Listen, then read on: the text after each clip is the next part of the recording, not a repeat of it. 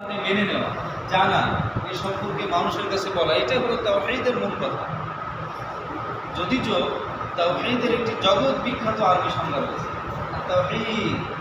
তাওহীদটা হলো আল-ই'তিকাদু বিআন্নাল্লাহা ওয়াহিদুন, এই আকীদা পোষণ করা, মনে প্রাণে বিশ্বাস করা যে আল্লাহ সুবহানাহু ওয়া তাআলা এক, লা শারীকা লাহু, আর আল্লাহ সুবহানাহু ওয়া তাআলার কোনো শরীক নেই।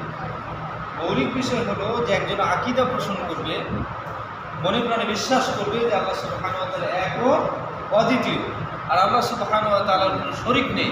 এইটাই হচ্ছে তাওহীদ।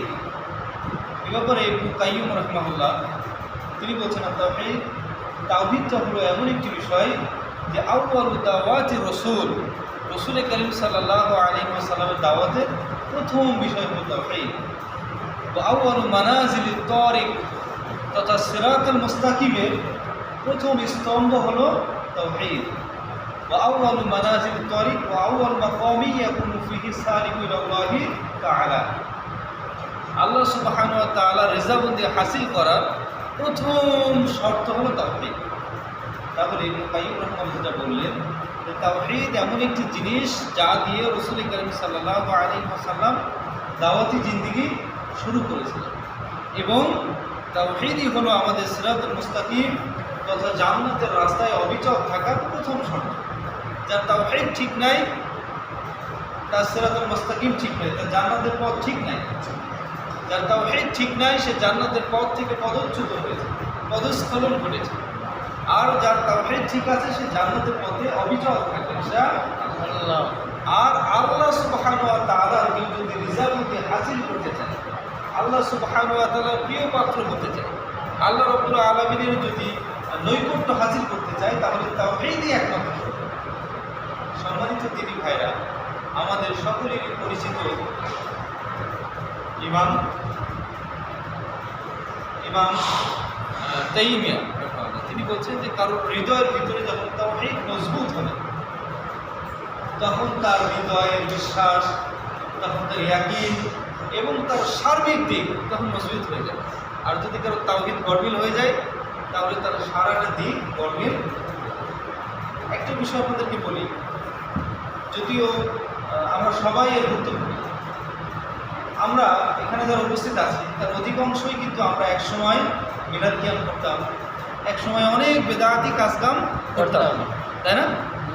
আমরা সংক্ষিপ্ত সময়ে, আমাদের বয়স তো প্রায় 30-32 সময় যাবে, এইটুক বয়সে আমরা যদি এইটুক বুঝি যে মিলাদ পড়া বেদাত, তাহলে যে শাইখুল হাদিস বছরের পর বছর, যুগের পর যুগ হাদিসের দার্স দিচ্ছেন, তিনি কি এটা বুঝেন নাই? বুঝেছেন। কিন্তু চিন্তা করেন যে আমি যদি এই সভাপতি সাহেবের মা মারা গেছে, যদি মিলাদ না করি, তাহলে সে রিজিকের মালিক কাকে মনে করবে? সভাপতি সাহেব। নাউযুবিল্লাহ। সেই ক্ষেত্রে সে কোনো দিকে সঠিক সিদ্ধান্ত নিতে পারবে। কেন পারবে না? এই কারণেই পারবে না যে তাওহীদ ঠিক নেই। বিশেষ করে যদি এটা অনাকাঙ্ক্ষিত ঘটনা, আমরা চাই এরকমটা না হোক। গত 5 তারিখের পরে অনেক মসজিদের ইমাম শপথে করতে পারে, নিজের পদে ইমামতি চাকরি করতে পারেনি, এরকম অনেক মসজিদ ইমাম বাংলাদেশের নিজের আছে। আমরা নাম না উল্লেখ করি ভাই, অনেক মসজিদ, জাতীয় বলেন আর গ্রামের বলেন, অনেক মসজিদের ইমাম তাদের শপথে ইমামতি করতে পারছেন না বা টিকে থাকতে পারছেন না। তো ইমামতির মতো জায়গায় এরকম দেশে ছোটোখাটো বিষয়ে তারা সংযুক্ত কেন হয়েছিল? তাদের রাজ্জাক আল্লাহ সুবহানাহু ওয়া তাআলা এই বিষয়টার কমতি ছিল। আল্লাহ রাব্বুল আলামিন বিষয়টা আমাদের কাছে কমতি। এতক্ষণ যা বললাম সেটা হলো তাওহীদ শব্দটা। এবার আল্লাহ সুবহানাহু ওয়া তাআলা কোরআনুল কারীম সূরা জারিয়াত তথা 51 নম্বর সূরা 56 নম্বর আয়াতে আল্লাহ সুবহানাহু ওয়া তাআলা বলছেন,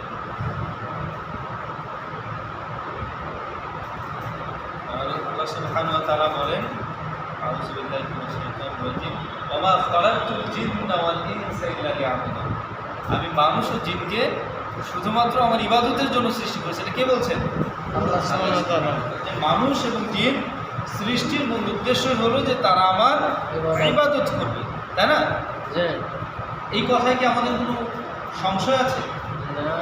অবিশ্বাসের কোনো জায়গা আছে? বুঝের কমতির কোনো জায়গা আছে? একবারে সাদা সিধা কথা।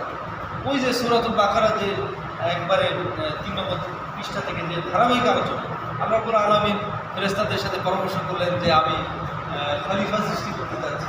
তখন ফেরেশতারা কি বললেন যে না, আল্লাহ রাব্বুল আলামিন এদেরকে সৃষ্টি করবেন, এরা মারামারি করে রক্ত মাথা পাবে, আমরাই তো আপনার পবিত্রতা সহকারে তাসবিহ ঘোষণা করি, তাই না?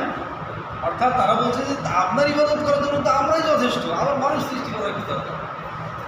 তাহলে আল্লাহর আমাদেরকে সৃষ্টি করার উদ্দেশ্য কি? শুধুমাত্র আমরা তার ইবাদত করব। এই কথাটুকু এতটুকু আমাদের বোঝার জন্য যথেষ্ট ছিল। কিন্তু আল্লাহ রাব্বুল আলামিন তার পরবর্তী দুইটি আয়াতের মাধ্যমে এই বিষয়টাকে আরও বেশি স্পষ্ট এবং সুন্দর করে আমাদের সামনে বর্ণনা করেছেন। আল্লাহ রাব্বুল আলামিন বলেন, ওয়ামা উরিদু মিনহুম মির রিজক, আমি এই আশায় তাদেরকে সৃষ্টি করিনি বা আমি তাদের কাছ থেকে চাই না যে তারা আমাকে রিজিক দান করবে। ওয়ামা উরিদু আইয়ুতঈমুন, অথবা আমি এই জন্য সৃষ্টি করিনি যে তারা আমাকে খাদ্য খাওয়াবে। ইন্নাল্লাহা হুয়া রাজ্জাক, নিশ্চয় আল্লাহ রাব্বুল আলামিন সকল মানুষকে রিজিক দানকারী, যুল কুওয়াতিল মাতিন, এবং সকল বিষয়ে সকলের উপরে ক্ষমতাশীল। তাহলে কোন বিষয়ে আল্লাহ সুবহানাহু ওয়া তাআলা বলছেন যে আল্লাহ মানুষকে সৃষ্টি করেছে শুধুমাত্র তার ইবাদতের জন্য, অন্য কোনো উদ্দেশ্য নেই, অন্য কোনো টার্মস অ্যান্ড কন্ডিশন নেই, শুধুমাত্র ইবাদত।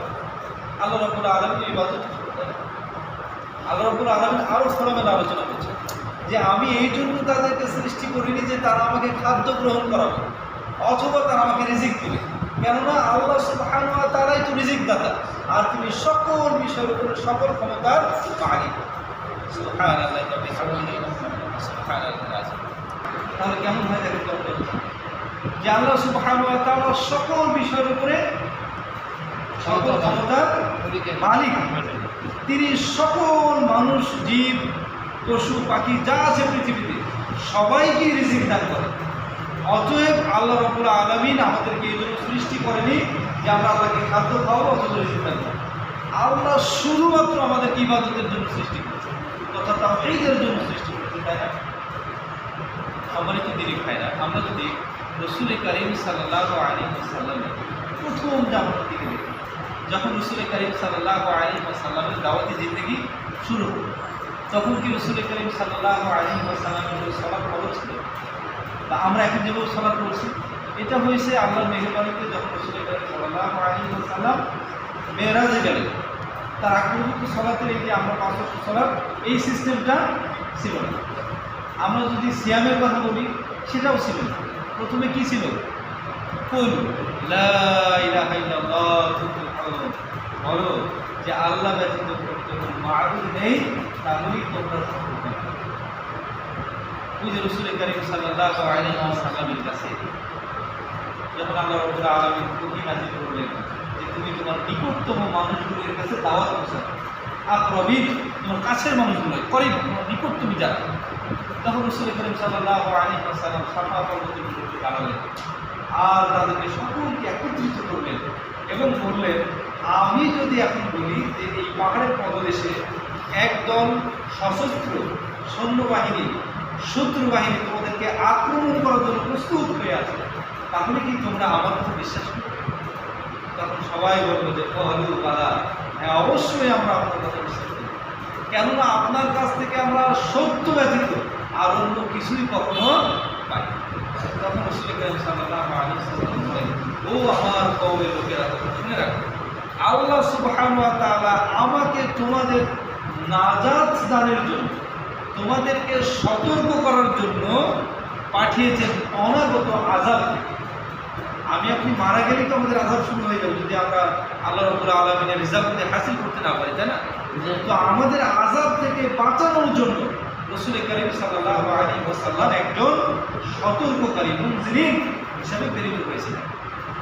এরপরে রাসূল কারীম সাল্লাল্লাহু আলাইহি ওয়াসাল্লাম প্রত্যেকটা গোত্রের নাম রাখলেন, ইয়া বানি উমাইয়া, তাই না? ইয়া আব্দুল মানাফ, এভাবে প্রথমে ইয়া আব্দুল হাশিম, এভাবে শুরু করলেন। এভাবে প্রত্যেকটা আলাদা আলাদা করে নাম ধরে ধরে ডেকে ডেকে রাসূল কারীম সাল্লাল্লাহু আলাইহি ওয়াসাল্লাম বললেন যে আনকিতু আনফুসাকুম মিনান নার, তোমরা নিজেদেরকে জাহান্নামের আগুন থেকে বাঁচিয়ে নাও। এইভাবে রাসূল কারীম সাল্লাল্লাহু আলাইহি ওয়াসাল্লাম তাদেরকে আহ্বান করলেন। আচ্ছা, একটা গুরুত্বপূর্ণ হাদিস আমরা সবাই জানি, তাই না? যে রাসূল কারীম সাল্লাল্লাহু আলাইহি ওয়াসাল্লাম যখন এই আহ্বানগুলো স্পষ্ট করলেন, প্রকাশ্যে দাওয়াত দিলেন, তখন তার আপন চাচাও তার দাওয়াত কবুল করেনি এবং কি বলেছিল যে তোমার জন্য সারাটা দিন ধ্বংস হবে। তখন আল্লাহ রাব্বুল আলামিন তার বিপরীতে তার প্রতি আমরা আবিদা হাকিম ওয়াতাব এই সূরা লাহাব নাযিল করলেন। অর্থাৎ রাসূল কারীম সাল্লাল্লাহু আলাইহি ওয়াসাল্লামের প্রতি একটা লানত দিয়েছিল এবং কিয়ামত পর্যন্ত যত মুমিন বান্দা সাহাবা দেখবে কোরআন পড়ে তারা সবাই আবুল আহমের জন্য লানত।